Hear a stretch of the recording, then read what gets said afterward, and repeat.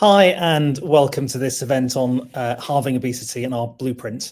My name is Ravi Gurumurthy. I'm the CEO of Nesta and the Behavioural Insights team. And I'm joined today by three fantastic guests. Kat Jenner, who is the Director of the Obesity Health Alliance, Professor Teresa Marteau, who's the Director of the Behaviour and Health Research Unit at the University of Cambridge, and Hugo Harper, who's the Mission Director for our Healthy Life mission here at Nesta. For those of you who don't know us, Nesta is a foundation focused on innovation. We try and design, test and scale solutions to big societal problems. We have three missions, one of which is a healthy life, and the goal here is to halve obesity. And what we've done with this blueprint project that we're going to be talking about today is try to firstly lay out the evidence base about what works in the various different measures that are published and appraised. Secondly, try to quantify the effects of those policies. Often we know that ideas are directionally good, but we don't quite know the degree of change it will have on the overall goal. And what we want to try and do is give a sense of scale and proportion to that debate. And thirdly, we want to be able to have a debate where people from different perspectives and different preferences can weigh the costs, benefits, and risks. So in the packages that we'll set out, you can choose whether to focus more on regulation or tax or treatment measures. And the idea here is to at least stimulate a really rich debate about the means of achieving this very, very ambitious goal. And I'd say that the final thing here is to try and anchor us on a greater degree of ambition in obesity. I think often obesity is in this domain of it's going to take ages, going to be too difficult, going to cost too much, or be too politically challenging. And we really think there are options here that could make a big difference over the next 5-10 years. So without further ado, I'm going to hand over to Hugo, who is going to present the blueprint for halving obesity. We'll then go into a short discussion with some of the panelists that I mentioned before throwing it open to questions from all of you. Hugo, over to you. Lovely. Thanks very much, Ravi. And thank you, everybody, for joining. Yes, today we're going to be talking about our toolkit for halving obesity, the blueprint. And so, first of all, why should we be focusing on this? Well, food has a huge impact on our national health and therefore our productivity. Here's some analysis from a recent IPPR report that shows food's taken over both tobacco and alcohol in terms of number of deaths and DALYs. Now, for those of you who are not familiar, DALYs are disability adjusted life years. So that is a measure that includes ill health as well as death. So if somebody's living with sickness for a long time, that's also bad. And we want to be taking that into account. And so that means we can't seriously be talking about prevention without be talking about food. And in the UK, the primary issue is one of overconsumption. And so that means talking about obesity. And looking at the UK, obesity is a large problem that has been getting worse over time. It's doubled in the last 30 years, and we compare badly internationally.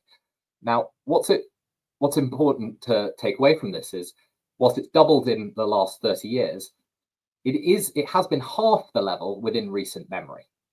And so we believe that halving the levels of obesity is something that is plausible. It's not something that's never happened before. It's going back to a state of national health that we have been in before.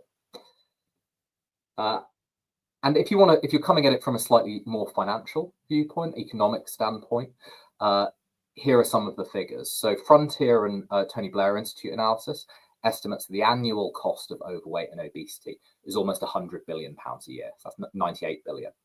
And that will only increase over time. Now, a large proportion of that cost is made up of the value that we place on ill health of people. About 1/3 of it is more what you might think of as cashable. You know, if you're coming from a treasury perspective, with 19 billion per year in NHS spending and 15 billion per year as a result of productivity losses from people being out of work. So this is a huge problem that's been getting worse over time that costs us both our health and sort of national economically. And we believe that you might be able to reverse this trend. So what this BMI distribution graph shows is the proportion of the population that's within different weight categories in the BMI distribution. And so you can see here in the blue, this is 2019 data. That was the data that we based this work on. And when we're talking about halving obesity, just to be really clear for people, we're not talking about an individual halving their weight. we're talking about a population shift. And what that means is we're moving from a distribution that looks like the blue distribution here to a distribution that looks like the yellow distribution. So that's what the population weight looked like in the early 90s. And for those of you who might not be familiar with reading these graphs before, you can see the blue area shaded here, though that would be people who are categorized as living with obesity currently. And we're wanting to get that to more like the yellow level. So you can see here, blue is about halving in terms of area under the curve. That's what we're trying to do here. That's the ambition. It's a relatively modest change for a very, very large number of people. And that's because the majority of adults in the UK at the moment are living with excess weight. This is an issue that affects the majority of people. And so we need to take a population level approach to this. Now, there have been many, many ideas about what you can do to reduce obesity, to improve people's food and dietary health over time. The problem is, from a policymaking perspective, if there are 1,000 ideas, that's almost worse than there only being 100 ideas, which is almost worse than there only being 10 ideas. Because if 100 things are important, nothing's important. You need to focus on certain areas. And so in this sort of little diagram here, if each of the idea is originally one of the pink squares, it's very unlikely that all of these things will be equal. Some of them will have a much smaller impact, shown in the grey, and some of them will have a much larger impact, shown in the blue. And we should be focusing policymakers' attention on the things that are more in the large blue square space rather than the small grey square space. And that's what we're aiming to do here. We're aiming to present a number of policy ideas that you can engage with and focus on those that will have the largest impact at the lowest cost with the best evidence. And so that's exactly what we've been doing. Over the past 2 years, we've been working in collaboration with a group of leading academics in the area, and as well as some health consultancies. And we're looking to design a toolkit that looks at the impact of obesity on the population level. Now, just to be clear, we only look at the benefits of obesity. So if a policy led to improvements in salt reduction, that wouldn't be in scope. If it led to benefits outside of obesity, for example, cardiovascular fitness, that wouldn't be in scope. In order to allow us to quantify things specifically, we'd have to focus on a single measure that allows us to have a single underlying model that goes through all of these policies. And so that's something that's really important to keep in mind. We're not saying things are good or bad. We're saying things are good or bad for obesity. And that's something that I hope people can keep in mind when we're looking through these results. So in terms of the method for how we approach this, 2 years is a long time, and we went through a pretty robust process. So at first, we took an academic standpoint. We wanted to base this on the best available evidence out there. And so we conducted 23 evidence reviews with about 3,000 studies screened separately in order to try to identify what the best existing evidence was for potential interventions. We convened an expert advisory group of 17 members. Both Kat and Teresa were members of this group, and many of the great and good public health and particularly obesity knowledge in the UK to make sure this wasn't just a Nesta view on things. We agreed on the gold standard methodology for modelling this thing at a population level. It involves using some of the Kevin Hall modelling stuff that people may be familiar with. If you're not, it's the way this stuff is done. It's the same underlying model that the Department of Health uses for these sorts of things. But we also user tested the website with about 30 policymakers. We wanted to make something that was usable for a policy audience, which might have different preferences to a more academic audience. And so this part of user design was really important to us. And we also commissioned some independent health economic modelling, looking at the costs of each policy, because something might have a large impact, but if it requires a very large capital investment, that might make it more difficult to press go on. And then lastly, once we'd done all of this and synthesized the impacts, we presented this to an additional 42 external academics and experts to get some external feedback. Say, is this in rough rank order? Do people broadly agree with what we've got here? And fortunately, the answer was broadly yes to this. So this is something we have very high confidence in. Now, guessing the impacts of, or estimating the impacts of policies in the future is hard, but we believe this is a sort of step change in terms of the robustness of how to approach a problem like this. So hopefully, given the site's been live and you've signed up to this webinar, hopefully a couple of you have had a look at this before. But in case not, I'm just going to have a quick walk through it for you. So on this website, as Ravi mentioned before, we have this home page with all of the policies here. You can see there's about 30 policies here, lots and lots of policies. And we have these toggles that mean you can say, what if I'm only interested in things that have a high or very high impact on obesity, for example? And what if I'm only interested in things that have a high or very high evidence quality associated with them? Well, then suddenly you move from 33 interventions to 7. And then when you're looking at these interventions, we want to provide more detail on them. So at the homepage, we have sort of qualitative assessments of them. But when you click into them, we have far more detail. So here, this is the National Food Strategy Suggested Salt and Sugar Tax as a policy example. We have a lot more detail on what it is, as well as specific quantified estimates of the impact it would have on obesity, the evidence quality, and the cost to government, both in terms of cost, and then we also split out the benefits. This would be a revenue raising policy, for example. We have a large description about what the policy is. We provide some context for things that are similar to it, in this case, the sugar tax. These are things that people can expand more about if they're interested. We have case studies that people can read to get a sense of how similar things might have worked elsewhere. We have considerations for implementation, and then we have all of the details about how we've estimated these population impact and the costs. So all of the specific figures are all presented for all of these policies. Lastly, we have a consideration of impact on inequalities for projects in the evidence rating. The impact on inequalities is the qualitative assessment. So we haven't quantified this, but we have suggested where things are likely to have more positive or potentially more negative effects on this. And so that's for individual policies, but then you can also look at policy packages that we've put together. And so these are presented on the website. We have 4 different ways of doing this, and I'll be going into some of the detail of that next. So I'd really encourage you to have a play around the website after this session for whatever you're interested in. I mentioned these policy packages, and here's a summary of them. We present 4 different options.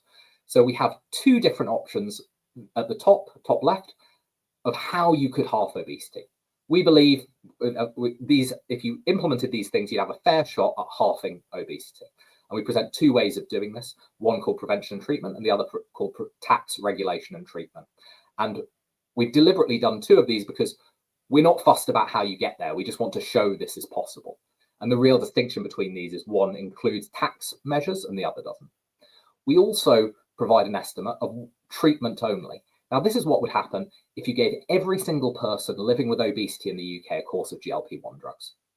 This is a single course, and you can see this doesn't even get you to a 50% reduction. And that's because after people have completed a course, they tend to put back on the weight.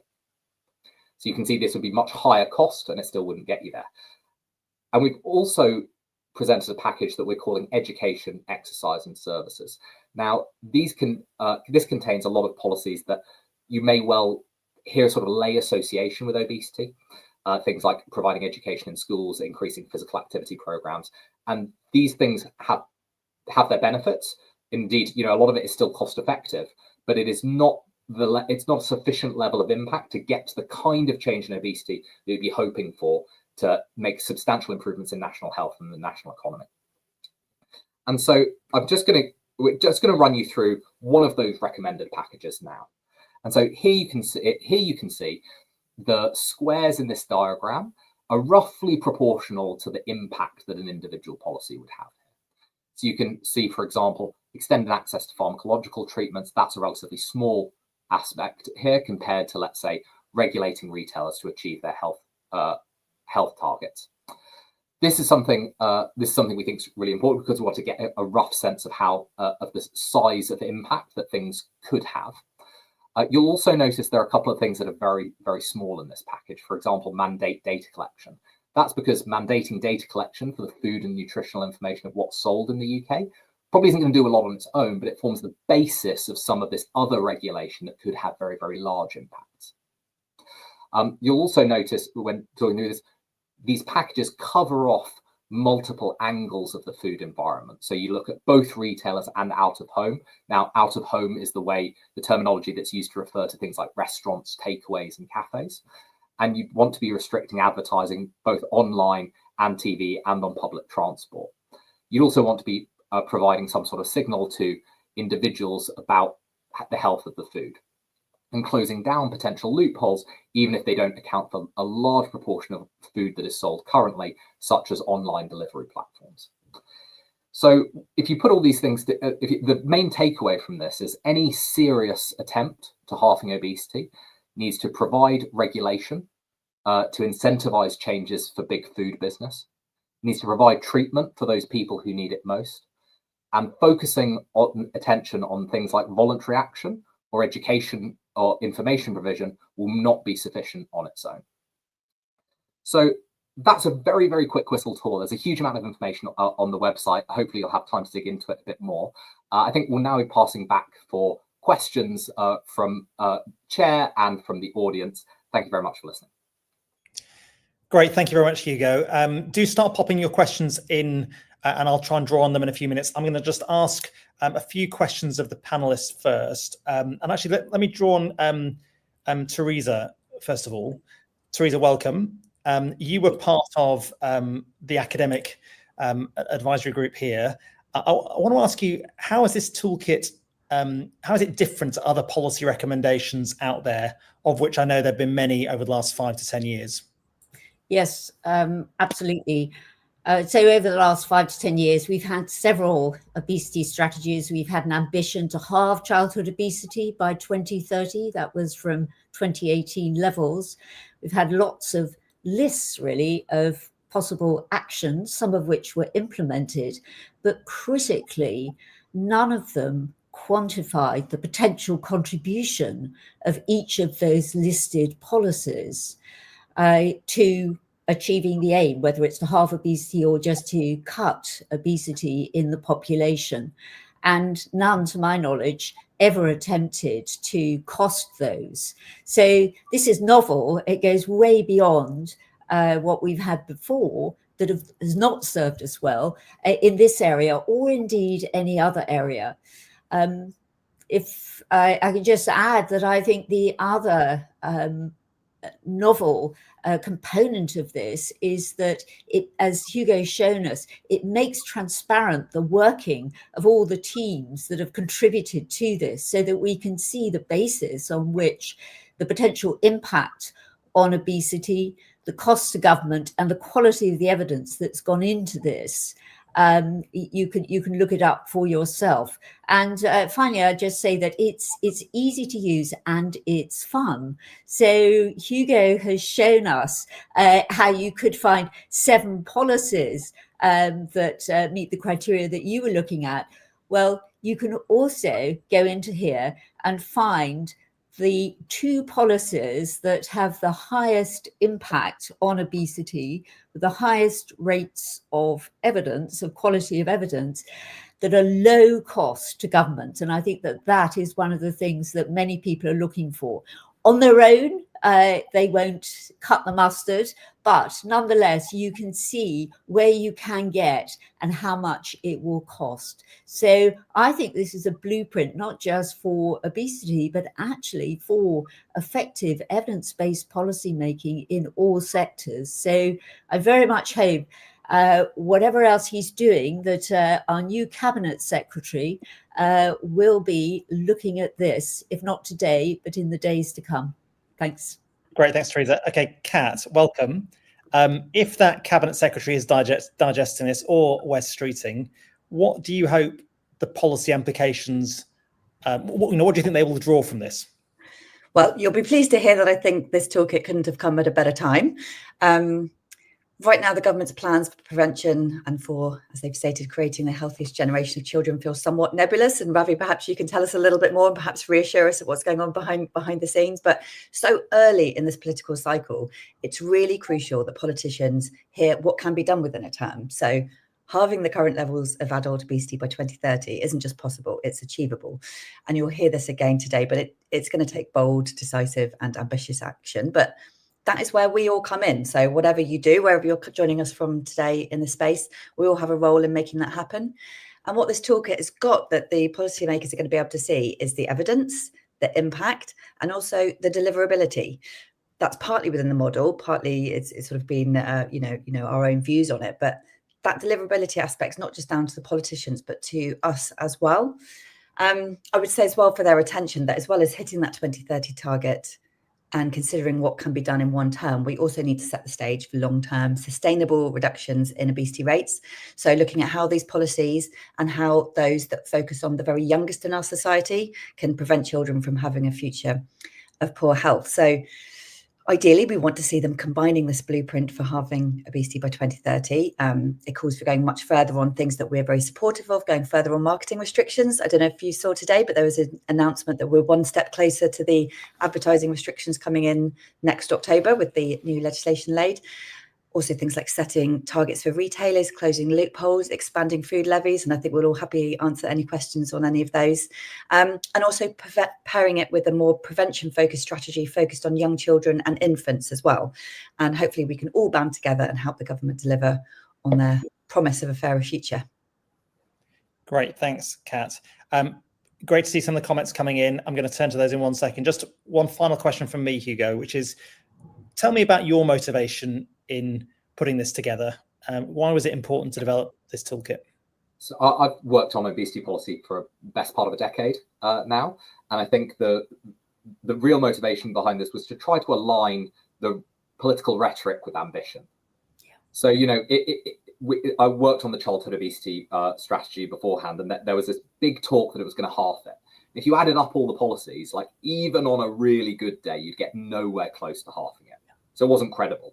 We need to take a sort of quantified approach to this to be able to hold government to account on what it's doing. And if people came out and said, we actually only want to cut obesity by a third, not a half, that's sort of fine, right? We're looking at an ambitious level, but we want to make sure that people are focusing on the right areas. I think it particularly with obesity, it's everyone has a relationship with food. Everyone has a lay understanding about what works. And if you ask people in the street what works, the initial responses that they'll give you is physical activity and education. And it's very well proven that those things do not have a large impact on obesity. So politicians are in a tricky position, right? Because the people who they represent have a different view from what the evidence suggested.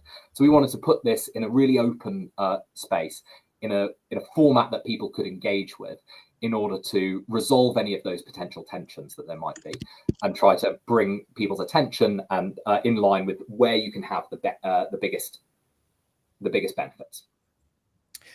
Great. So first question I want to go to is about how was this list of policies actually compiled? Because you mentioned there was loads and loads of different things out there. How did you sort of winnow those down? Yeah, I mean, we could have had a list of 1,000 things for this. So what we tried to do, we went through a process where we reviewed a lot of the existing reports. So some of the major ones would be like the Obesity Health Alliance Type report or the National Food Strategy that provide a long list of recommendations. That resulted in over 100 potential policies, but a lot of those are slightly duplicative, or you could have different versions of it. So we try to include at least one exemplar of a category of a policy. So for example, I showed people the National Food Strategy suggestion for a salt and sugar tax. You could have those tax levels at any given level, and that would change the impact of it. If you had a higher level, you would have a higher impact broadly. And so we tried to ensure that we had things that were, 1, effective, 2, well evidenced, 3, in the national conversation. And so if something is talked about a lot that pertains to obesity but is ineffective, we wanted to include that in order to address that misunderstanding of it. Whereas if something isn't talked about a lot and isn't effective for obesity, we wouldn't include it. We've also, this was a long project, so some of this stuff was defined a little while ago, and so this is something we hope to update in the future as more evidence comes available and as more policies become sort of part of the national conversation on this. So please, if people are looking at this and saying, oh, I'm not sure you have quite enough on X, please let us know. We're very open to developing things in the future, although we are going to have a hard rule. This isn't going to go past 50 policies. We need to keep it at a level that is sufficiently that people can engage with. and you can access it. So ideally, we want to focus on things that have greatest impact, have the best evidence, and have the lowest cost of government, and those are the things that we've prioritised. Great. Let me go to a question from Nadia, who asks whether we collaborated with any patients when coming up with this blueprint, because in some ways this is a very evidence academic-led exercise rather than something that's had huge engagement. But Kat, do you want to, or Hugo, do you want to sort of come on this? Hugo, you go, and then I'm happy to add. Sure. So yeah, look, this is primarily an academic exercise. So what we don't have here in the ratings are political feasibility or acceptability from the public. Those are not things that are listed within the impact estimate. We did a small amount of polling just pre-launch, and largely in terms of population level issue, this is something that people are broadly in favour of a lot of this, which matches Obesity Health Alliance polling before, Health Foundation polling before. But this, as part of this work, this is not a job to design the policy. So we see this as sort of like almost a first stage lit review to give you an idea of what you should be focusing on. If you're actually wanting to develop these policies, that's, I think, when you bring in the expertise of lived experience and this sort of stuff.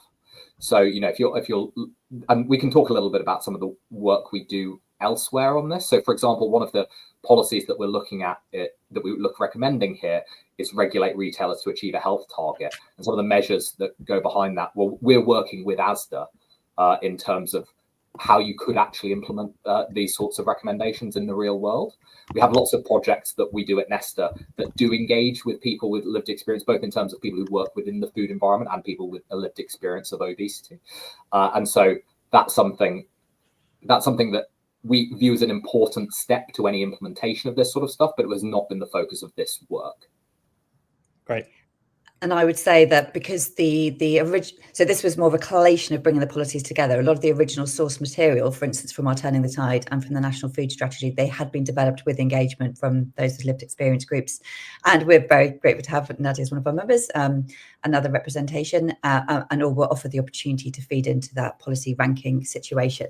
But as Hugo says, I think it's more about the what happens next. We need to try and turn these into a narrative that is both politically welcomed and also publicly welcomed. And, you know, we've done lots of polling, as Hugo does as well, to show that most of these policies, when you're talking about population health, are welcomed. People do not necessarily trust food industries to be acting on the best interests of health, and they want government intervention on them. So I think we've got, you know, the argument is moving along, and any public support for them is welcomed and should be shown, as well as lived experience support as well, particularly as we're talking about those, particularly those living with obesity at the moment. Teresa, did you want to come in as well? Yes, just to add that there's good evidence, some of it generated in my research group, that shows that the public like what works, and they're prepared to trade off a dislike of a policy to achieve a valued outcome. And we know that public very much value the health of future generations, the health of children. So that's, I think, we need to bear in mind as well. Great. I want to pick up on a couple of comments, one from Nick Cavell, and also, I think, Rosalind Arnold. So I think there's an interest in the differential impact of these policies on different groups. So will it equalize outcomes or deepen inequalities? Interested in whether, well, first of all, whether the underlying evidence that you reviewed contained much analysis of the distributional effects, and whether you then considered that in your own deliberations.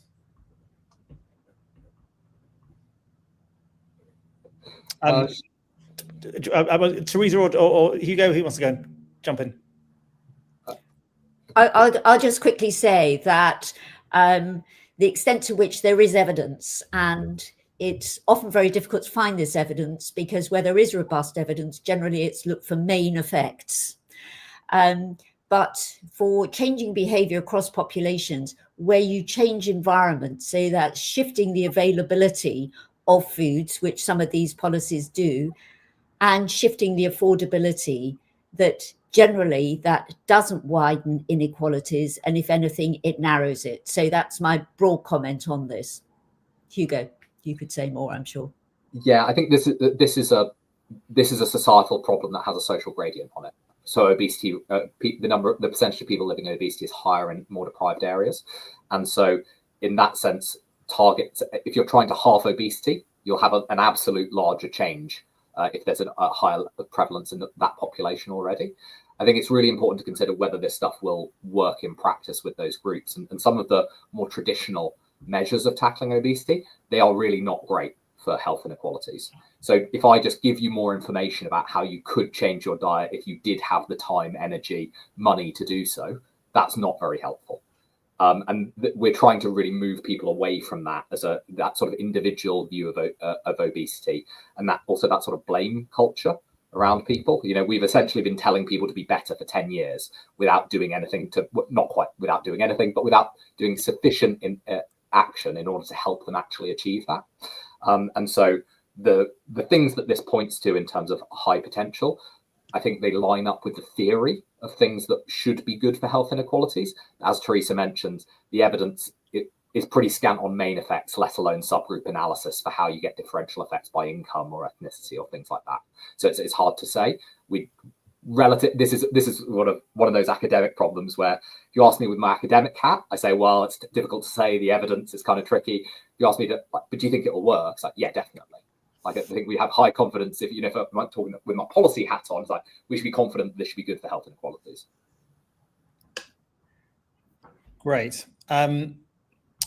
So I'm going to go to a question from Daniel now, which gets us into the politics here. So how do we help policymakers create the political will to implement the high impact policies? In particular, how can we neutralize the nanny state narrative? Perhaps we can go to all members of the panel, but start with Kat on this. Yeah, it's a great question.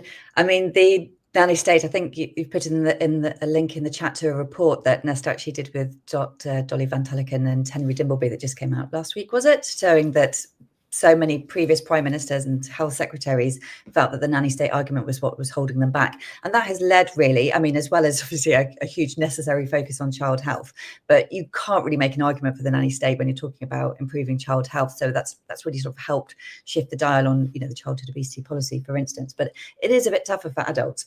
But I would say it's not really based in reality. It's a myth that's being perpetuated by those that have a vested interest in not moving on policy. When you ask the public, and in fact, when you ask the politicians, they want to go bold. They wanted to go further. Many of them had their, what was the term, Hugo, regretti spaghetti about not being bolder and more ambitious on their policies.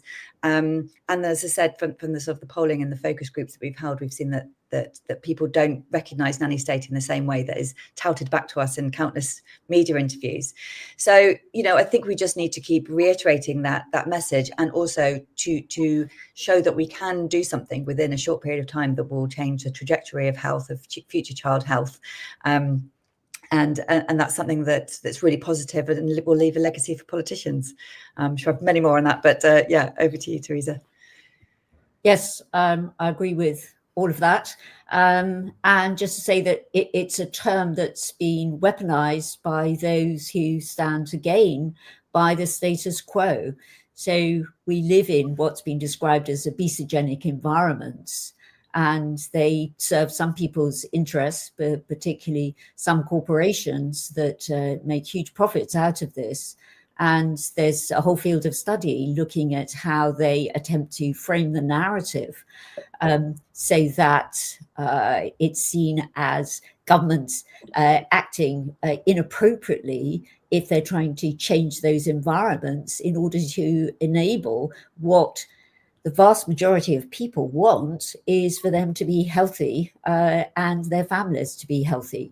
So if I had an alternative phrase that could counter that, I wouldn't be sitting here. So I think everybody is looking for that narrative. So Hugo, you may have heard some narratives that might shift the dial on this. I don't know. No, I was going to come in with a slightly different point, which is more like, what other arguments appeal to people who might be swayed by a nanny state argument generally? And I think we've tried to do it a lot, and a lot of evidence is coming out really clearly on sort of the hard economics of this. So, this isn't just a moral argument about the health of the nation. Is like, we're sick noting our way out of a viable economy. Like, we're not going to be able to pay for the NHS in the future if we don't sort this out. And so I think that's like making sure that we're playing both sides. I mean, personally, I'm swayed by the moral argument on its own, but I think it's important to be able to provide the hard numbers for this stuff, and to say, like, look, even if you take all emotion out of it, like, this is sort of good for business if you're thinking about the national economy. And I think we've seen some pretty positive steps in the last sort of 5 years around being able to quantify that, and the numbers are just so big. You're in the tens of billions with this sort of stuff. And so then that should make it worth it, even if people feel a little bit uncomfortable about potentially like the political narrative that might surround it. Although we should say we've had very promising, current politicians have been pretty clear that then they at least say that they're not worried about nanny state allegations. Great. Can I pick up on questions from, there's a couple of questions from Becky Lang. One is about, has the work focused purely on adults, or were babies and children included? And a previous question was about whether these policies are looked at in isolation, or have we looked at what combinations might have the greatest impact? So maybe I'll come in first on that. So we have focused primarily on adults. So that's the sort of main metric that we're looking at. We're currently doing some additional analysis to say what it would mean for childhood obesity rates. So that means that if on the current sort of modelling of it, policies that only impact children are not likely to have a large impact on adult obesity within 5 years, because the children will still be children in that time period, and it's a small portion of the population. So at Nesta, we have a mission goal to halve obesity by 2030. That means that we need to focus on adults for the most part. Similarly, most people are adults. And so that's been the focus of this work.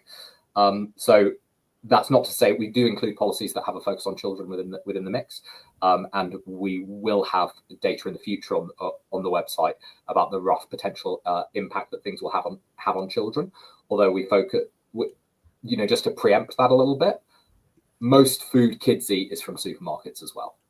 So the sort of broad brush principles are going to maintain. Most food that kids eat is bought for them by their parents in the same sort of shops. And so when you're focusing on targeting those things, that's really important. I think one of the things that would come out less would be on the treatment side of things.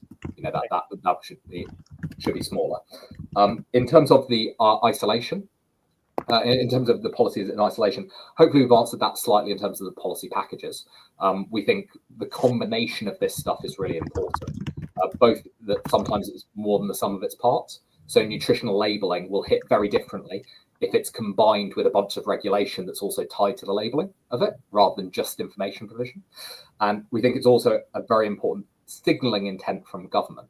If you show a really ambitious policy package, people are not going to try and weasel around the letter of the law in order to sneak around it, because it'll be clear that you mean business. Yeah. And so we think that there's an important signalling intent of showing that you want to present a package that's holistic rather than eking things out over time. Great. Who else wants to? Teresa, do you want to come in on this?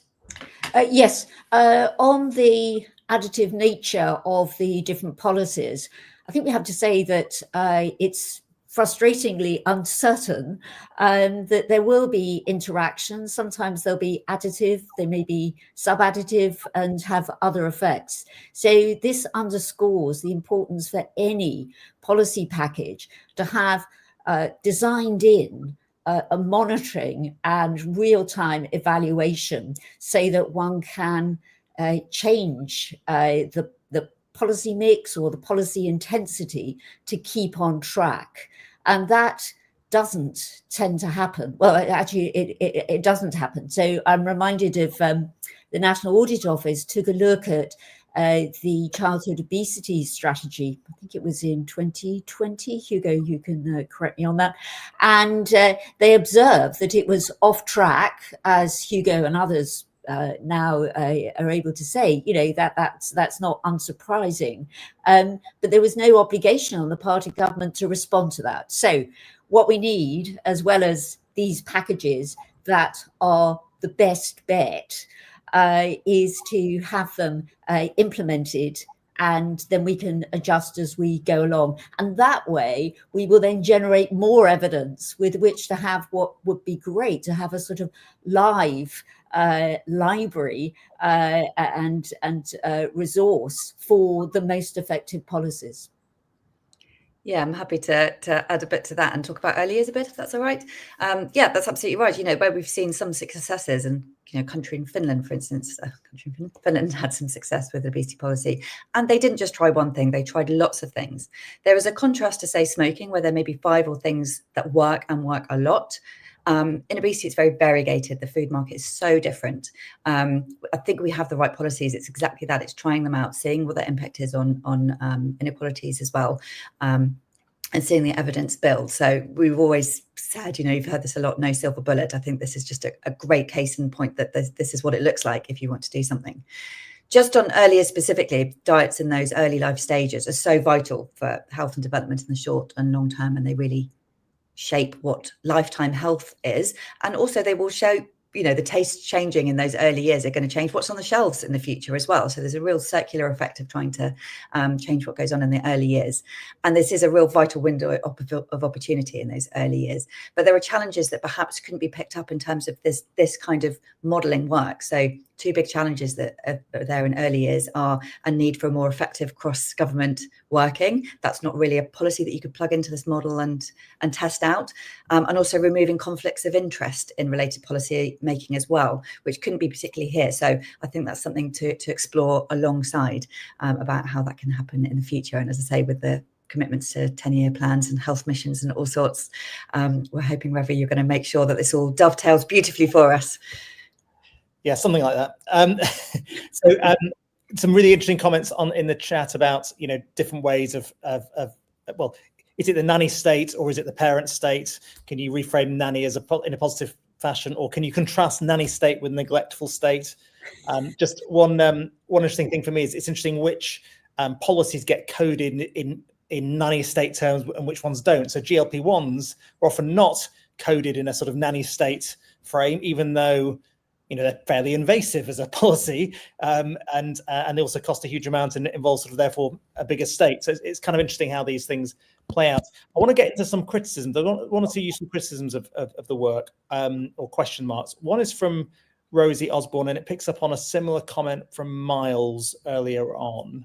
And I think Rosie's comment was, what's the impact of this work on policy advocacy? So, for instance, food education is marked as low impact due to the limited evidence of short-term impact on children's BMI, yet we know it has potentially significant long-term potential for improving generational health. Might there be a risk of the tool being referenced in ways that overlook this broader context? There's a similar point from Miles, sort of adjacent point from Miles earlier on, who was saying that, universal free school meals, for instance, may not have huge benefits for obesity, but may have other benefits, for instance, on child poverty. Is there a danger that a decision maker looks at the list, then just rules out these things as being poor value for the UK, rather than just realizing this is a obesity specific rating? So who wants to pick up these points? Kat, do you want to come in?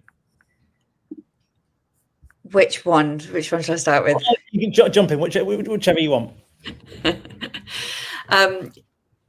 So there was a question about sort of how industry is responding to it as well. And I think that actually industry can respond really well when they're given the right levers and when they're told there's going to be a level playing field and they get the encouragement from the public as well. So I think that's something to bear in mind, that it's a multi-way street.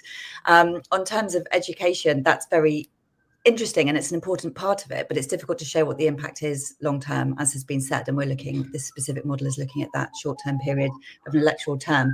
My concern with education, and obviously I support it, but it does tend to put the focus on individual responsibility again. So anything that requires high agency and lots of understanding and being able to then go on and put that into practice. When you go into a supermarket and you're faced with multi-buy offers, nothing healthy on the shelves, not enough money to buy the healthier food, it undoes all that. It can undo that good educational work.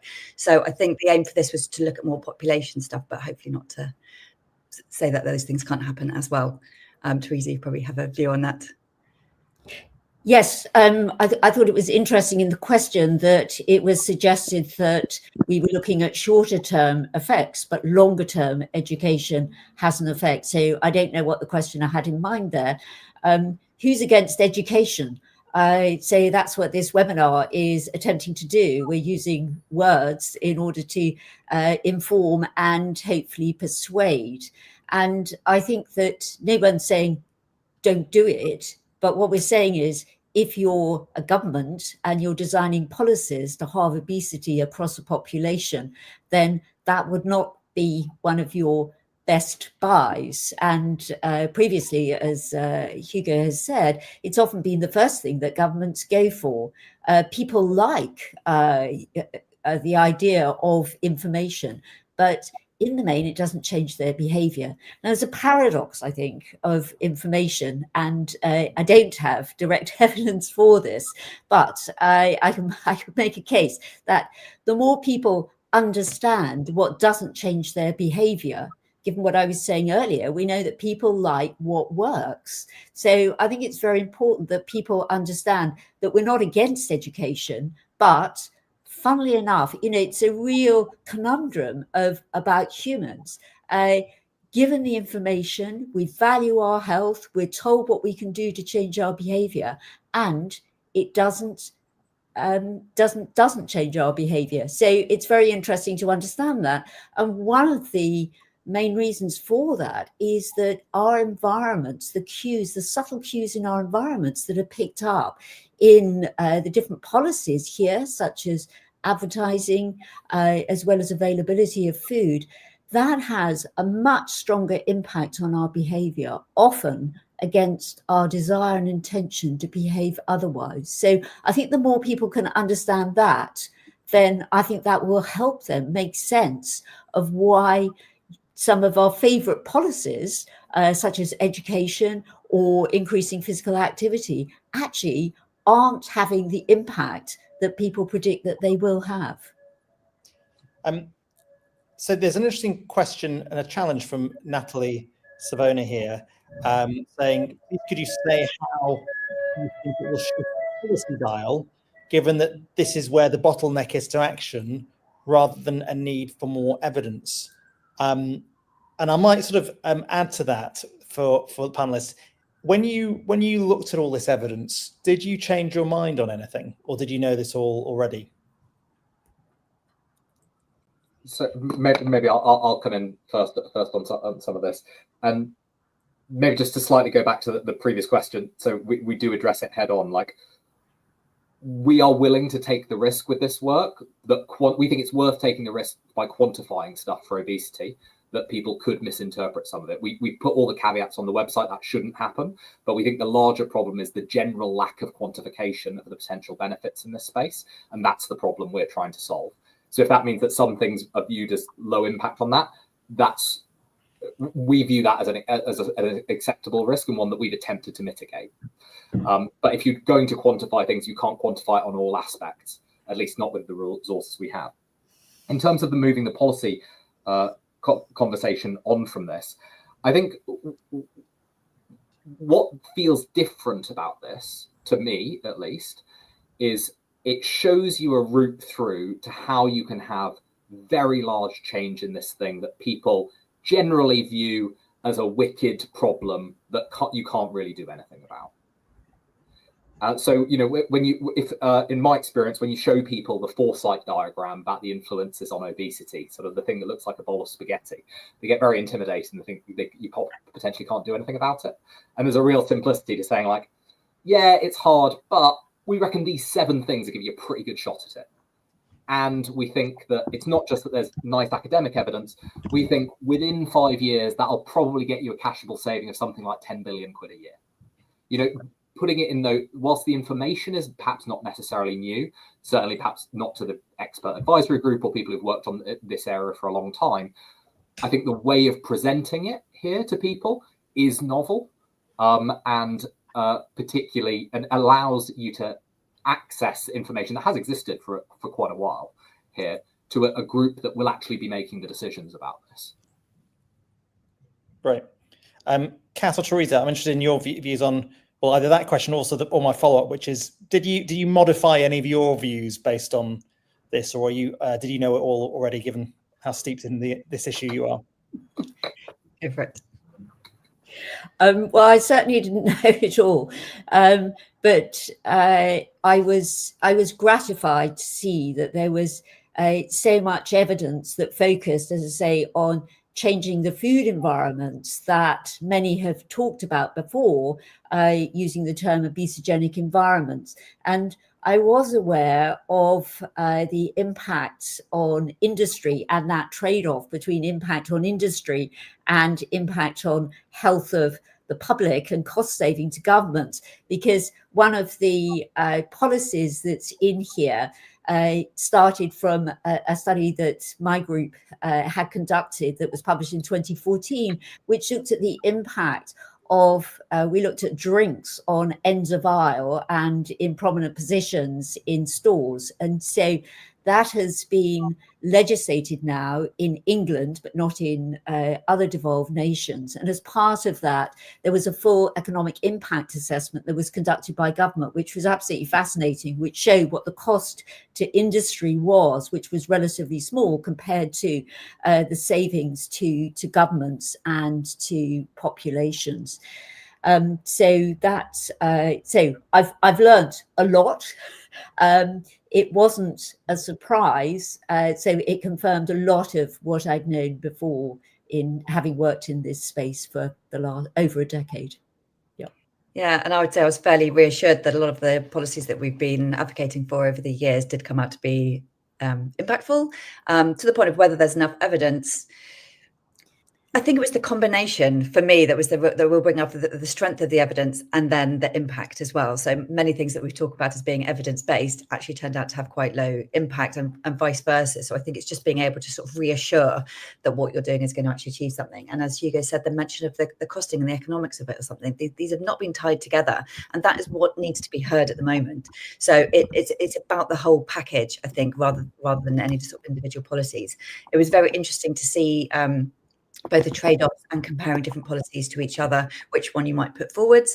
And I think over time, some of those may be refined or changed based on new evidence that we see is coming down the line as well. But I think, as Hugo said, we had to sort of draw a line in the sand for some of them and say, this is where we are now with the evidence.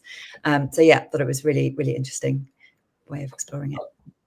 One thing, so it's not so much the mechanisms or like the what works, like taxes work, yes, like regulations work, information provision less so, but what aspects of the food environment they applied to. I thought that was something that came across really interestingly in this work. When you think about unhealthy food, people think about burgers and chips and pizza. That's the sort of thing that looms large for people, and that's like restaurants and takeaways. And actually that's a relatively small proportion of the food consumption in the UK. So I think something that was surprising to me was how much impact you can have on focusing on making normal-ish food healthier rather than the worst food a bit better, or like sort of banning the worst food. I think that's something that came across as you want a load of really small changes across the food environment that might be broadly imperceivable to people, rather than like single nutrients are bad or single food items are bad. And so it's sort of, I guess it's a natural evolution in terms of we can identify some food as HFSS and that is bad, and maybe we should restrict that in some way. But there's a lot to be benefited from in sort of, if you just look at all food sold in retail, if you can put regulations together that target the majority of food sold, that's where you're going to be able to have a large impact. Whereas there's only so much you'll ever do if you're looking at milkshakes. It's just not a large proportion of what we consume. Yeah, thankfully. Great. Well, we're going to try and wrap it up now. But Teresa, you wanted to come back in quickly on net zero, actually, didn't you? Yes, just to say, picking up on what Hugo talked about, saying that this blueprint is a quantified pathway through obesity and obesity policies. I mean, the nearest we have to this at an international and national level is achieving net zero by 2050. And while we haven't cracked that by any stretch of the imagination, at least it provides the evidence to have the debate about what we want to implement and how we're going to get there. So I feel that this is the start for obesity, what we have already for Net Zero 2050. Great. Well, I just want to say thank you very much to the panelists, and thank you very much for everybody for their excellent questions and points in the chat. I think my closing reflection on this is that at the moment, I still think that obesity is framed in terms of an issue that is very, very difficult to tackle, is likely to only involve a small reduction as opposed to anything like 50%. I don't think anyone thinks in terms of that level of ambition. And over probably a very long period of time, a generation, and probably at great political and financial costs. At the moment, it's long term, it's small, it's politically difficult, it's financially challenging, and we might disagree on the measures, and we might have different views about the right package. But I hope that this blueprint anchors the whole debate in a way that is just much more ambitious about the scale of change we can make within the 10-year plan timeframe. And then let's have a really good argument about whether it's, taxes or regulations. I don't think any of us would mind necessarily which way we go on that. What really, really matters, though, is deep ambition and prioritizing this alongside all the other more treatment and secondary prevention activities. So I want to say thank you very much to the panelists again, not just for your contribution today, but over the whole course of putting together Blueprint. And thank you again for all of you for joining us. Thank you. Thank you.